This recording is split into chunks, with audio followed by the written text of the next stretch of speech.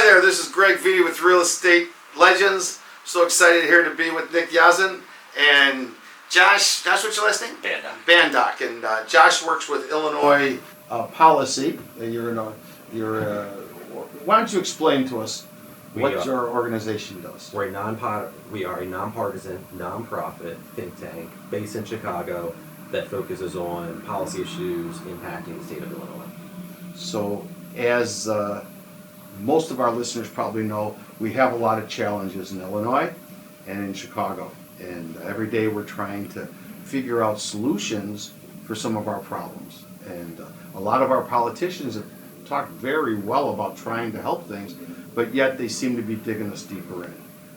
Nick and I were just talking about, Nick's group has bought a high-rise and they're deconverting it from condominium to apartments, and they're having to do a lot of renovation. And so, Nick, you're dealing with some challenges, I imagine, in the acquisition of your property and getting it renovated. And do you see some obvious twitches that could be happening to the system that might make this a little easier?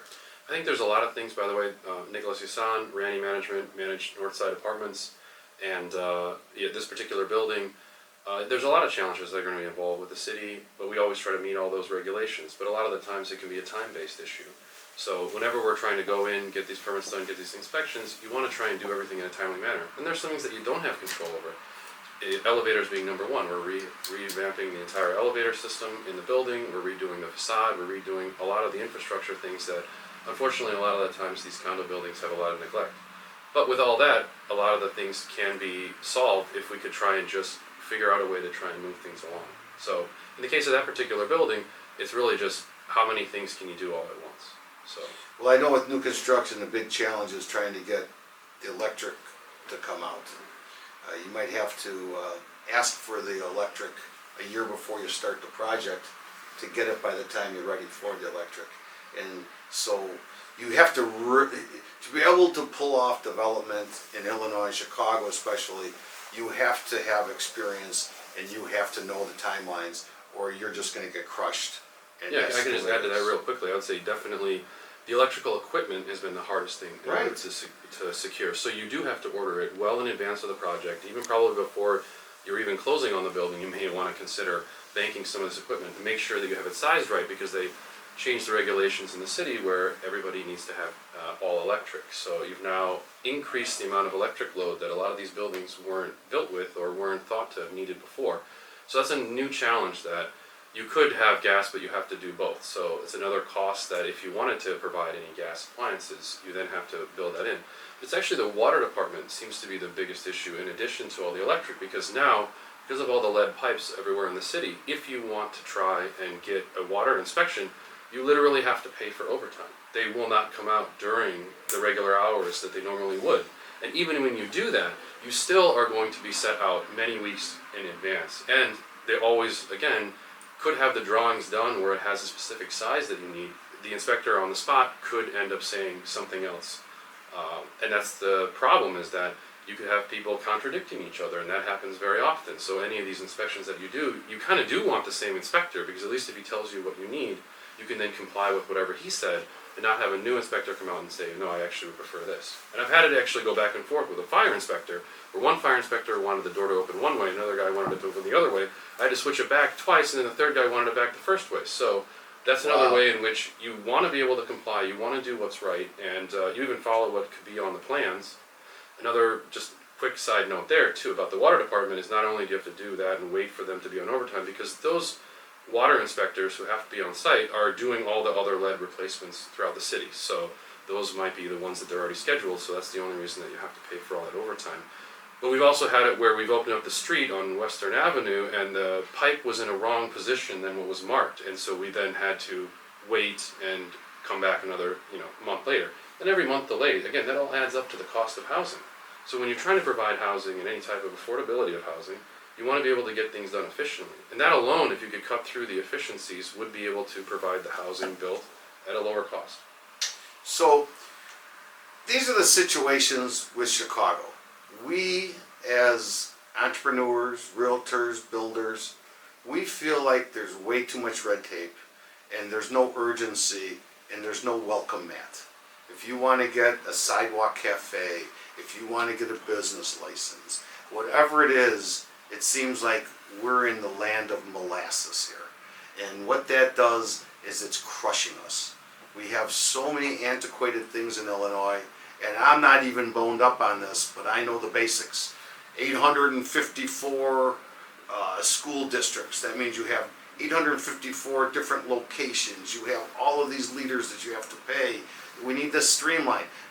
All of these things are just crazy. The way the pensions are not funded, the way they keep giving out pensions. Why don't we have 401ks that are matched? How can people get 2 and 3, 4 different pensions? I mean, I know that this has been maddening to people in Illinois forever, and we've had a lot of really well-to-do, smart business people leave us. So when are we going to stop and just think of what are public policies that we can put in place that make a lot of sense, that people can really feel that fantastic feeling of being a Chicagoan, of being in Illinois, and knowing that you're going to be here forever, because everybody's kind of like willing to sort of sell where they're just halfway out now.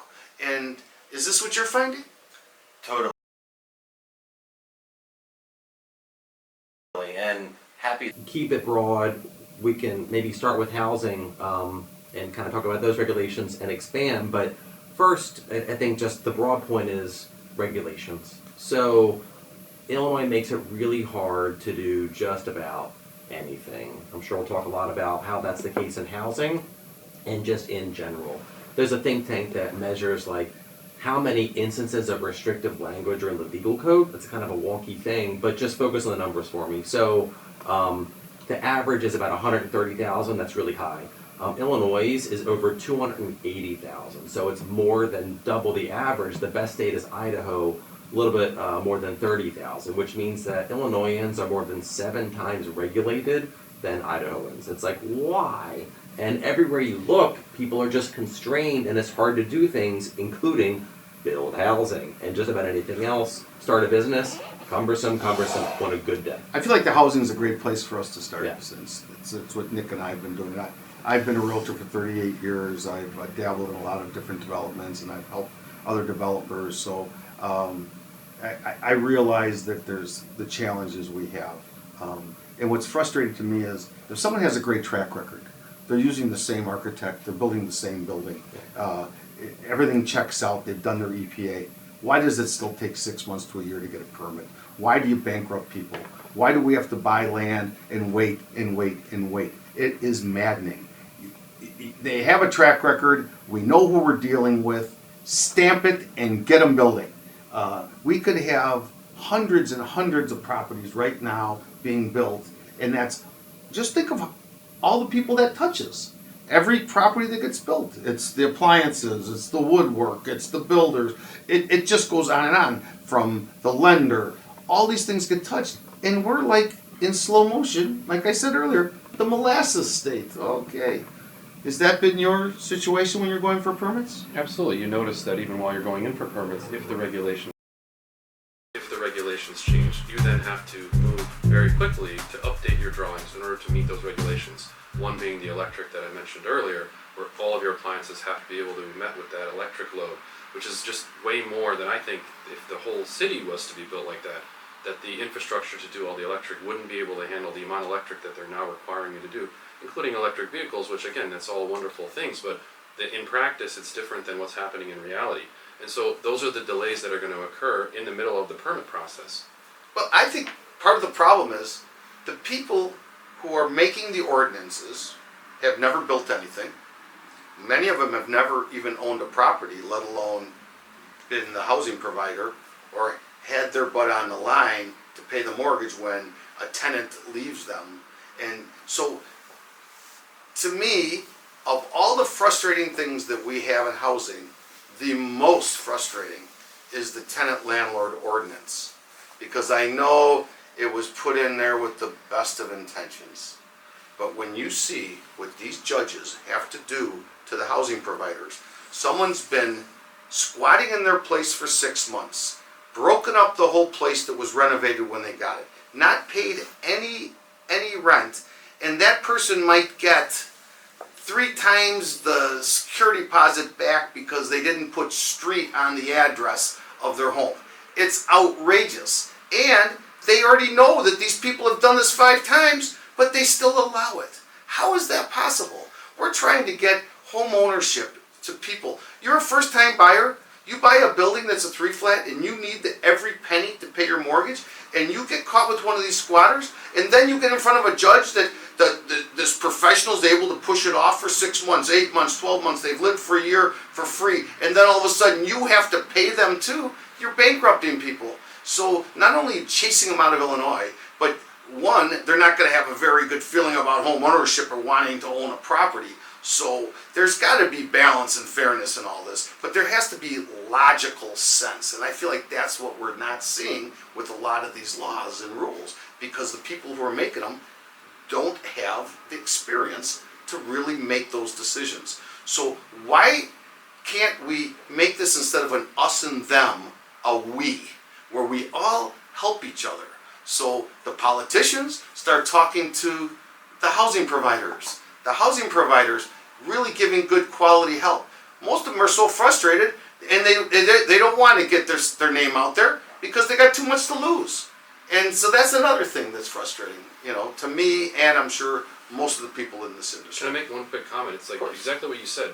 Taking security deposits is what I used to do my entire life until obviously the RLTO has made it so difficult. In fact, if you commingle any of the funds or you don't put the right amount of interest, there are some bad people out there that maybe aren't going to follow the rules. But let's just say, even if you paid 1 penny more in interest, you still could be liable for 3 times the rent. So imagine that. You've made one mistake by you gave them too much money. And that was the thing that a lot of people then turned and said, all right, we can't be taking security deposits anymore. And that's why pretty much they've gone away. All we need is the right to cure. If you had the ability that if you were presented with some kind of an issue, that you had 14 days to cure that issue, that would allow more people to be able to start taking security deposits. And you want the security deposit because, unfortunately, there are issues like what you just described. They could even be stealing the appliances, they ruined the apartment, they've lived there for whatever. And that's the issue, is that I actually would be more comfortable if we could go to a system like that.